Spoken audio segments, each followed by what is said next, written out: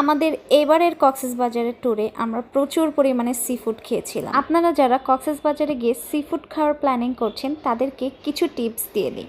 কেননা আমরা সবাই জানি কক্সবাজার হচ্ছে স্ক্যামের জন্য নাম্বার 1। আমাদের সাথে ওরা কোনো রকম স্ক্যাম করতে পারে নাই, কারণ হচ্ছে আমরা অনেক বেশি সতর্ক ছিলাম। তো যাই হোক, আমরা যেহেতু 3 নাইটস ছিলাম, আমাদের 3 রাতেই সি ফুড খাওয়া হয়েছিল। অনেক অনেক আইটেমের সি ফুড আমরা অর্ডার করেছিলাম। তো প্রথম দিন আমরা হচ্ছে বড় বড় 2টা লবস্টার নিয়েছিলাম। এখানেই আপনারা একটু সতর্ক থাকবেন। ওরা আপনাদেরকে অফার করবে লবস্টার কেটে দেওয়ার জন্য, কিন্তু আপনারা সাফ সাফ না করে দিবেন।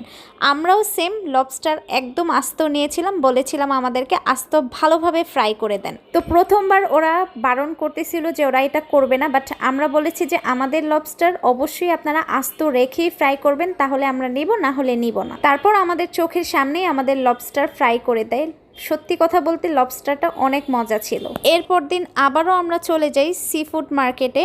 এখানে হচ্ছে আমরা আজকে নিব মাছ এবং কাঁকড়া। আমরা দুইজনেই অনেক ভালো বার্গেনিং পারি। আমরা অনেক ভালো বার্গেনিং করে অনেক কম প্রাইসের মধ্যে কাঁকড়া এবং মাছ নিয়েছিলাম। কাঁকড়াটা বলেছিলাম ওদেরকে বারবিকিউ মশলা দিয়ে ফ্রাই করে দেওয়ার জন্য, বাট এই জিনিসটা আপনারা ভুলেও কইরেন না, মজা লাগে না। এটা ছিল টোনা মাছ যেটা আমরা নিয়েছিলাম। এই টোনা মাছটাই ওরা আমাদেরকে বারবিকিউ করে দিবে।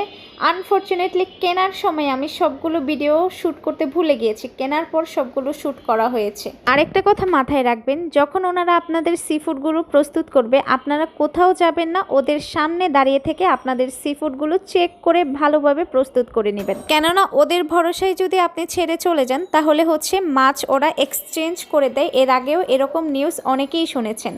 তো এখানে আমাদের কাঁকড়াগুলো সুন্দর করে ফ্রাই করে দিয়েছে। তো আমাদের ফিশ বারবিকিউটা হয়ে গিয়েছে। এখানে আমরা একটা ভুল করেছিলাম। ফিশ বারবিকিউটা হচ্ছে আমাদের গরম গরম খাওয়া উচিত ছিল, বাট আমরা হচ্ছে রুমে নিয়ে যাই, যার কারণে আমাদের বারবিকিউটা কেমন যেন হয়ে গিয়েছিল। তো পরদিন আবারও আমরা সি ফুড কেনার জন্য সুগন্ধা বিচের মাঝামাঝি দোকানগুলোতে চলে গিয়েছি। আজকে নিয়েছিলাম অক্টোপাস এবং স্কুইড। অক্টোপাসটাও মজা ছিল, বাট হালকা একটু স্মেল ছিল, যেটা আমার হাজব্যান্ডের পছন্দ হয় নাই, বাট আমার কাছে ভালোই লেগেছিল।